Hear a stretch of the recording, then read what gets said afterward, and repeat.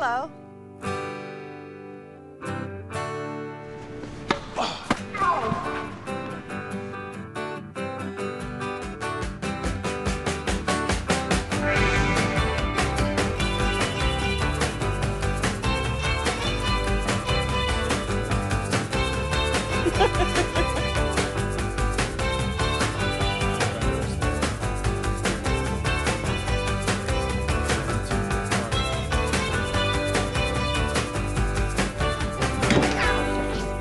It's a chef's pal. It's a dicer, grater, peeler, all in one.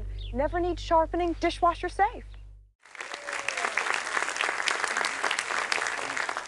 You know, Laura and I did a movie called You Can Count on Me, and one thing that we shared was our misery during it, and it culminated. I mean, one of the most saddest moments of an actor's life is when they see someone like Laura Linney being housed in a chicken coop. I remember passing her on the way from breakfast one morning, and she's like, "Ruffalo, can I talk to you for a minute?" And I said, "Yeah." She's like, "They have us in a fucking chicken coop today." And I said, "Laura, it can't be. They can't put us in a chicken coop. They can't put you in a chicken coop." And she said, "I'm telling you, Ruffalo, it's a chicken coop." And she, where is my career gone that I'm going and resting in a chicken coop? I'm having my hair done in a chicken coop, and I'm changing my clothes in a chicken coop. I said, "Laura, it can't be a chicken coop. It's like a barn." She's like, "No, Ruffalo, it's a chicken coop." So we went out there, and we're looking around, and she says, look, that's chicken shit. That's caked on chicken shit." You know, Hollywood is like a giant chicken coop sometimes. You know what I mean. And with such beauty and grace, she has navigated her way through a remarkable career in what some might deem a chicken coop. But there's something I remember, without giving away the scene, there's a moment where I have to hug her in the film, and I always talk about when you're working with an actor, I think the best case scenario, which rarely happens, is when the intimacy and the relationship you're building in life somehow bleeds into the work in a very in the way it should, and that's a hard thing to do, and sometimes it happens. And it happened, and I remember that moment because I didn't know what that moment would be, and you'll see when you watch the film. It's a very tricky relationship all the way around with this family. And I remember I went to hug her, and I remember I was genuinely overwhelmed with adoration, and "I'll miss you." And that was just me. And I thought, I didn't know I was going to feel that. And that was because of Laura. So.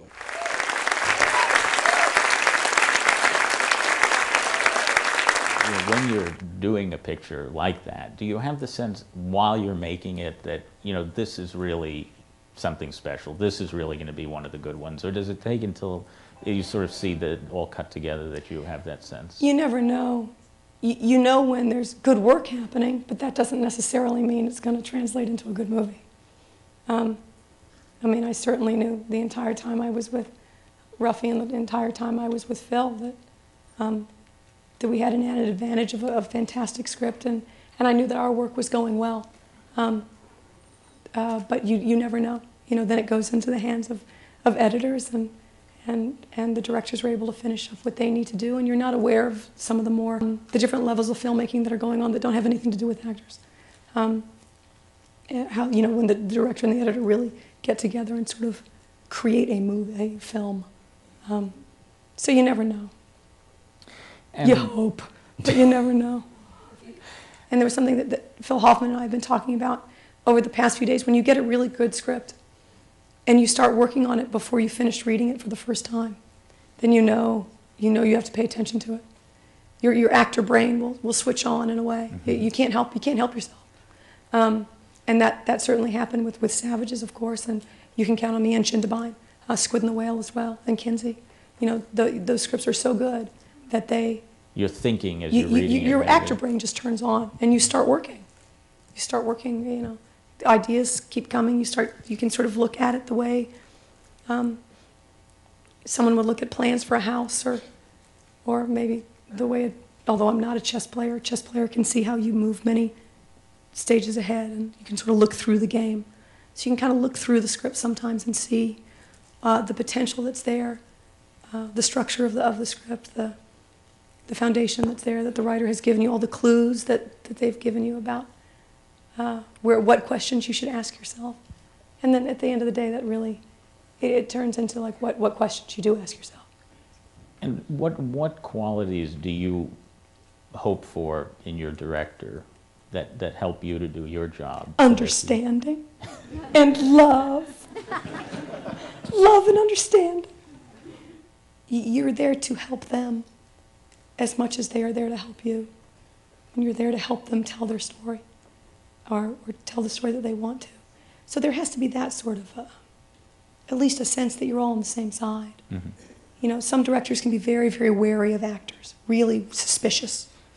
They're going to ruin my movie. They're going to be too emotional. They're going to take the scene in a way I don't want them to take it. You know, there's a fear that clamps down, and I can understand that.